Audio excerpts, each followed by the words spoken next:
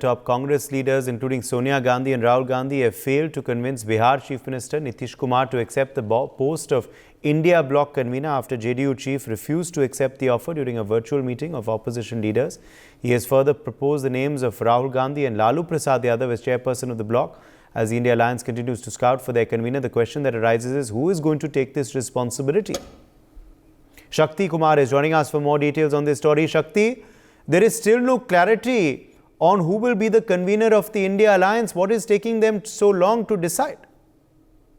देखिए, नीतीश कुमार ने कल जब वर्चुअल मीडियम से द्वारा जो इंडिया गठबंधन की बैठक हो रही थी, उसमें कांग्रेस की तरफ से प्रस्ताव जो है लाया गया कि नीतीश कुमार को कन्वेनर बनने के लिए, लेकिन नीतीश कुमार ने इसको लेकर जो है इनकार कर दिया और उन्होंने कहा कि कांग्रेस की तरफ से ही कोई कन्वेनर बनना चाहिए। तो ऐसे में देखिए कई अब जो है नीतीश कुमार के पार्टी जेडीयू और नीतीश कुमार ने कई बार कहा है कि जो सीट शेयरिंग का मामला है वो उसको लेकर जो है डिले होते जा रहा है, क्योंकि अब लोकसभा चुनाव नजदीक आने वाले हैं। ऐसे में और दूसरी बात यह है कि देखिए नीतीश कुमार जो है अब ये बड़े मजे हुए राजनीतिक है और उन्होंने देख रहे हैं कि अभी जो है कांग्रेस जो है तमाम जो क्षेत्रीय रीजनल पार्टियां हैं उनके साथ 1-to-1 बातचीत कर रही है। ऐसे में कन्वेनर के लिए अगर क्या नहीं है जिसको नीतीश कुमार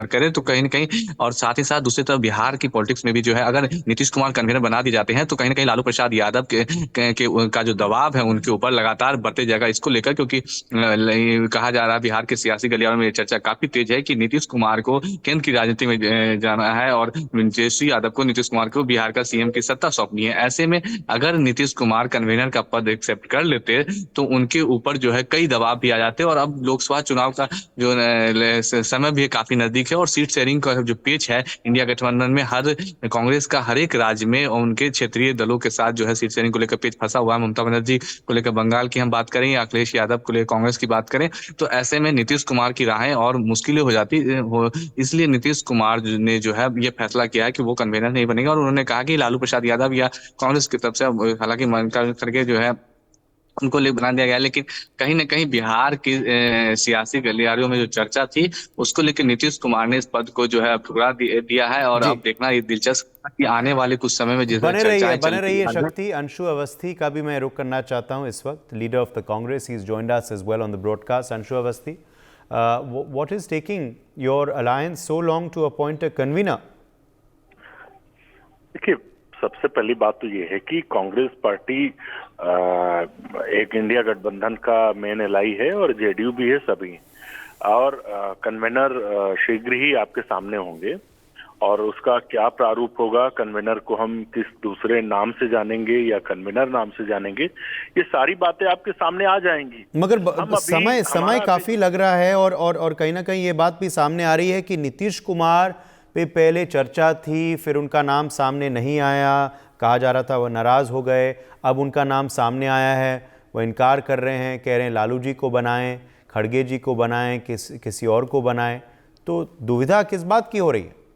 देखिए, ये जो चर्चाएं हैं आपकी और ये नाराज हो गए, खुश हो गए, ये जो रिसोर्सेज हैं ये पता नहीं कौन से स्रोत हैं जो खबर देते हैं। और कांग्रेस पार्टी और इंडिया गठबंधन के पास सिर्फ संयोजक बनाने का काम नहीं, और भी बहुत सारे काम है, जो सीटों का हमारा बंटवारा, क्योंकि पूरे देश में हम 9 राज्यों में अलायंस में हैं, तो बाकी राज्यों में भी हमें अपनी तैयारियां करनी है, क्या मुद्दे होंगे, क्या रीजनल, तो सारी चीजों पे काम चल रहा है।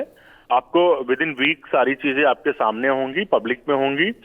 हमारा उद्देश्य जो मुख्य काम है वो कन्वेनर बनाने के साथ साथ इस देश से जो तानाशाह सरकार है, जो युवाओं पर जुल्म कर रही है, आम आदमी पर जुल्म कर रही है, हम जोड़ने का काम कर रहे हैं।